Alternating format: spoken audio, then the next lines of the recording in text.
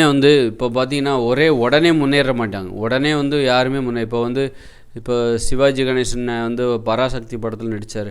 அப்போ அந்த ஒரு படத்திலே அவர் உலக புகழ் பெற்றாரு அப்படின்னா, ஆனா அதுக்கு பின்னாடி அவர் நெறைய உழைச்சிருக்காரு.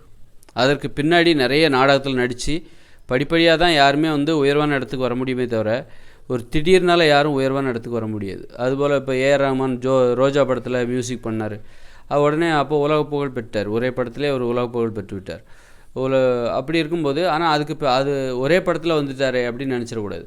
அதுக்கு பின்னாடி அவர் சின்ன வயசுலேருந்து அந்த மியூசிக்கை கற்றுக்கிட்டு படிப்படியா தான் அந்த ரோஜா படத்தில் இசையமைக்கிற அளவுக்கு அந்த வாய்ப்பை பெறுகிற அளவுக்கு அவர் அந்த இடத்த பிடிக்கிறார்.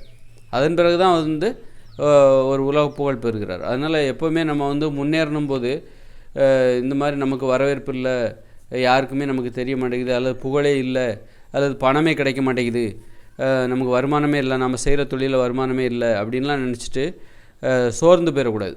அவநம்பிக்கையை வளர்த்துக்கொள்ளக்கூடாது. மற்றவங்கலாம் பாருங்கள், ஒரே படத்தில் அவங்களாம் புகழ் பெற்று விட்டாங்க அப்படின்னு நினச்சிடக்கூடாது. அதுக்கு பின்னாடி ஏகப்பட்ட முயற்சி இருக்குது, கடுமையான உழைப்பு இருக்குது.